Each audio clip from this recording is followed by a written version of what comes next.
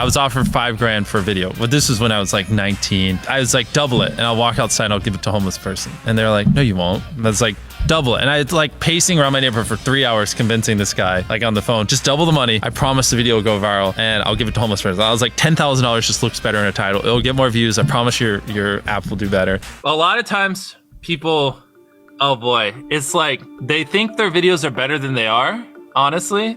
And tell them, Jimmy, tell them. I mean, they do that, and they have horrible friend groups because you really are like the type of YouTubers you hang around. It's getting people with the right YouTuber friend group that aren't pussies and will actually tell them when their content's bad and like actually roast it and help them get better in a nice, positive way. Basically what I did was I've somehow found these other like 4 lunatics. 3 of us were college dropouts, 1 was a high school dropout, and 1, I don't know, he just like quit his job. We were all super small YouTubers, and we basically talked every day for 1,000 days in a row and did nothing but just like hyper study like what makes a good video, what makes a good thumbnail, what's good pacing, like how to go viral. We would just get on Skype every morning, and like some days like I'd get on Skype at 7 a.m. and I'd be in the call until like 10 p.m. and then I'd go to bed, I'd wake up and I'd do it again. We'd do things like take 1,000 thumbnails and see if like there's a correlation to the brightness of the thumbnail to how many views it got. Imagine a world where it's just you working solo and you work 12 hours a day every day for like a year. And you're just grinding, you make a mistake, you learn from it, you grind, you make a mistake, you learn from it, and you do that for like a year.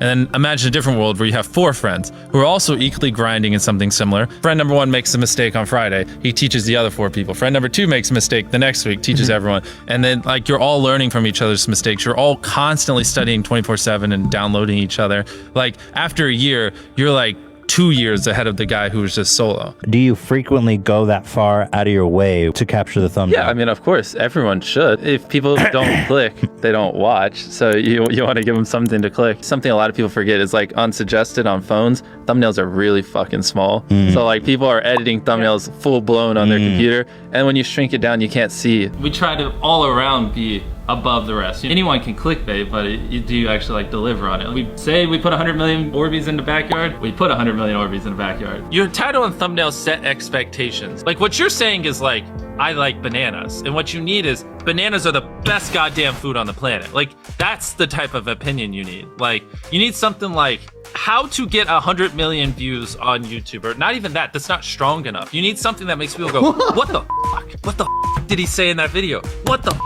I need to know. At the very beginning of the video, to minimize drop-off, you want to assure them that those expectations are being met. If you're putting 1 million Orbeez in a pool, don't start the video with you shopping for, you know, your mom's birthday present. At the beginning of the video, just say, this is 100 million Orbeez. We're gonna fill this pool and this entire backyard with them. Match the expectations, and then you want to exceed them. So you want to assure people that what they clicked on is what they're getting, and then blow their mind and be like, but you're also getting even more. Anytime you say the word algorithm, just replace it with audience. The algorithm didn't like that video? No, the audience didn't like that video. If I wasn't retaining a viewer, just wouldn't make sense for you to promote it. Why would you promote a 10-minute video that people watch on average a minute and a half? I mean, every video, even the stupid ones, I learned something, you know, and that's something I try to make a very big point of, is like, no matter how bad we mess up, like we sometimes have videos that have horrible retention. It's just like, as long as you learn from it, it's not the end of the world. Every YouTuber says it. It's like, no one will ever be able to replicate my style. I gotta edit it. But newsflash, someone can. It's actually not as difficult as you think. It was good that I got a really strong foundation on how YouTube works and how the style of videos I wanted and everything before I scaled up a team, if that makes any sense. I just want to make sure that's clear, because I've seen people try to build the team without foundation and knowing how to do well. I know that if we film this video, it will do well, just because I've spent a decade of my life hyper obsessing over YouTube and I have a good pulse on it. But if you didn't have that, then you wouldn't know. Like, you wouldn't be able to spend $4 million on a Squid Game, because you might lose $2 million and then you can't pay your people. But of course, yeah, if I didn't have these people, I couldn't do half the stuff I do. For the last like 8 or 9 years, like every dollar I've made, I just spent it the next month on content. And I just did that every single month, and it just kept getting bigger and bigger, and here we are. Since I was 13, there probably hasn't been a single hour that's gone by that I've been awake where I haven't thought about YouTube. Like, I'm just focused on making the best videos possible, period. I don't care about making money. I don't care about time. I don't care about anything. I just want to make the best videos on the planet. Literally all the algorithm does is reflect what the people want to a T. And if you deny that, you just make terrible videos and are trying to find a scapegoat. We do our videos in other languages as well. If you Google it, it's like only whatever, less than 10% of the world speaks English. So 90% of the world can't even enjoy your content. And when I realized that, I was like, wait a minute.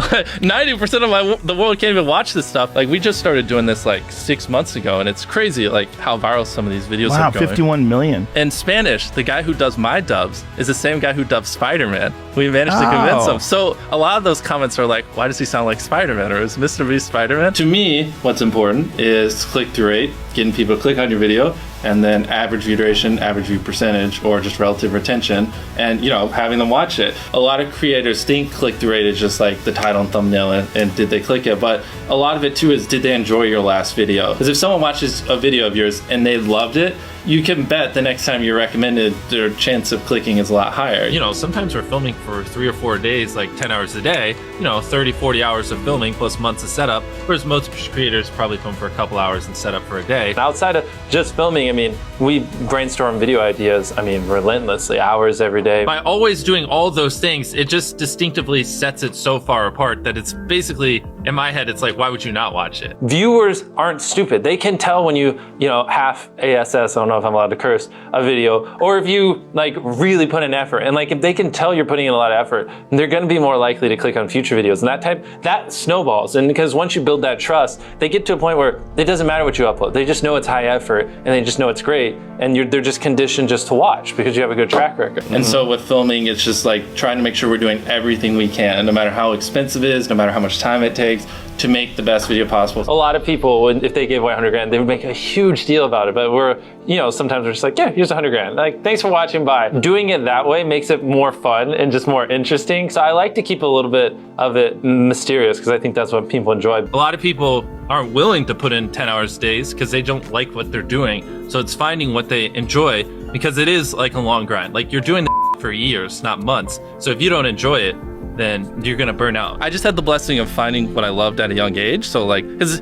to get to this level, it takes, a decade. Most people don't find what they love till their young 20s. So they'd be where I'm at in their 30s. Yeah. I just lucked out and found it when I was really young. Living your life chasing a nicer car and a bigger and bigger box to live in is kind of like a dumb way to go about life. I actually, funny enough, I lived in a super below average home. And I kind of learned why famous people don't live in below average homes, because someone broke in, stole everything I owned. So I had to get a little nicer house for security reasons. But before I was robbed, my place is a little duplex, $700 a month. You get a roommate's 360 split. People think just because you go for views means you can't have fun, but you can pull views and you can have fun, which is what we purposely try to do. If you're not doing something that's just inherently fun to you, you're just quit. Just give up. You gotta at least semi-enjoy what you're doing, or you're gonna quit long before it gets to the point where it brings in money or whatever else could be driving you. So find what you love, and then I would just hyper obsess. Make sure no one doing what you're doing is doing it better. Make sure the videos are as good as possible. You can be motivated by more than one thing. I'm motivated because I want to support my mom and my family. I'm motivated because I want to employ my friends and help them. I'm motivated because I want to help other people.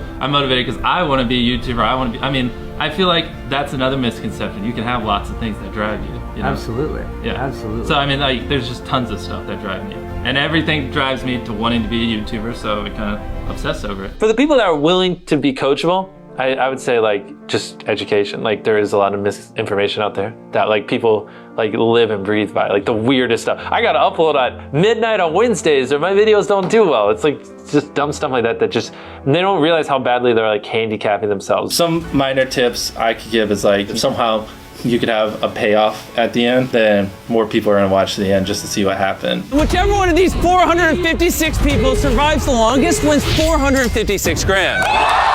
Cut out all dull moments, try not to over-explain things. If a camera just sits on me and I'm just talking for 20 seconds, it doesn't hold retention as well as, maybe me talking and other footage popping up. It's much easier to get 5 million views on one video than 50,000 views on 100 videos. It takes way less effort to get 5 million views on one video. Back then, which I think small YouTubers should do, is I would reply to every single comment. And so I think a few people caught on that I would always reply. And so some people would just be like, I wonder how long it'll take for him to reply. So that was a lot of my comments when I was smaller, but at least it kept him coming back. And your analytics, and most of you probably know this, audience retention. You can see where people click off. Just literally go through your last 50 videos, write down where everyone clicked off, and then just don't do those things again. But wait a minute, Mr. Beast. What if I don't know how to actually improve my average view duration? How do I know where to start? What if I'm just a noob? Well, in order to better retain your viewers, it's first helpful to have a really deep understanding of how they experience YouTube, to put yourself in their shoes. And in this video, I explain 5 simple steps that will help you do just that. Check it out.